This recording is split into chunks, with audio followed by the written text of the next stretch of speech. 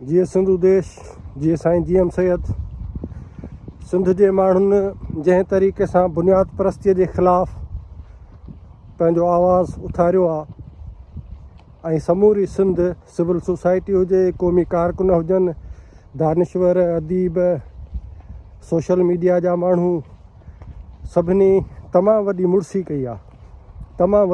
कई आहे ऐं बुनियादी जेको सिंध जो तारीख़ी रूह आहे, जेको असां दावा कंदा आहियूं सॼी दुनिया में त सिंधी हिकिड़ी सेक्युलर क़ौम आहे, सूफ़ी क़ौम आहे, जेका इंसानी रवादारीअ में, भाईपीअ में ऐं माण्हपे में यकीन रखे थी।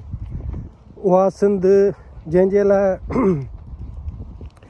राम जेठ मल्हाणी चयो त असां सिंधी पंहिंजे माउ जे पेट मां ॼमंदे ई सेक्युलर हूंदा आहियूं। सो सिंध वारनि पंहिंजी तारीख़ी जेका क़ौमी रवायतूं आहिनि उन जी पासदारी कई आहे हिमत सां, जुरत सां। ऐं अॼु मूं ॾिठो त पीर मुल्लो जेको सरहंदी आहे उमिरि, उन वरी वॾियूं भड़ाशियूं पिया हयूं त हीअं हूअं फलाणा टीरा। बाबा ॻाल्हि इहा आहे, सिंध में दाल न ॻरंदव ऐं ईअं न सम्झो त को सिंध जी क़ौमी तहरीक या सिंधी क़ौम जूं जेके तारीख़ी रिवायतूं आहिनि इहे के कमज़ोर आहिनि। असां इन क़िस्म जी जेका मुलायत जेका तव्हां कयो था माण्हुनि जे ख़िलाफ़ु, इंसाननि जे ख़िलाफ़ु, तोहीन मज़हब जे आड़ में तोहीन इंसानियत पिया कयो। पर केतिरा अहिड़ा फ़ोटू आहिनि, केतिरियूं क्लिप्स आहिनि जंहिंमें मासूम जेके ॿार आहिनि उन्हनि सां ज़नाहूं था कयो, हे जेके मुला मदरसनि में, मस्जिदुनि में। पर असां कंहिं बि मुले खे साड़ियो कोन्हे को, क़ौम परस्तनि कंहिं बि मुले खे न साड़ियो आहे न मारियो आहे। ऐं असां चऊं था त सुधरी वञो, रियासत तव्हांखे इस्तेमालु पई करे सिंध जे ख़िलाफ़ु।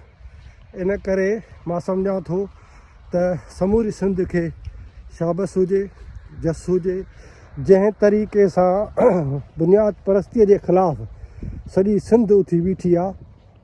मूंखे यकीन आहे त हिकिड़े ॾींहुं हीअ जेका क़ौमी ग़ुलामी आहे ऐं हीअ जेको पाकिस्तान जे पंजोड़ में असीं फाथल आहियूं, उन ग़ुलामीअ जे ख़िलाफ़ु सिंध उथंदी ऐं सिंध वढ़ंदी।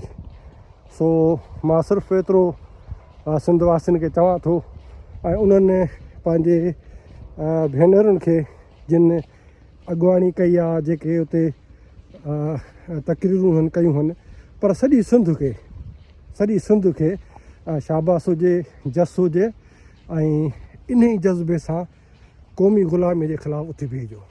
महिरबानी।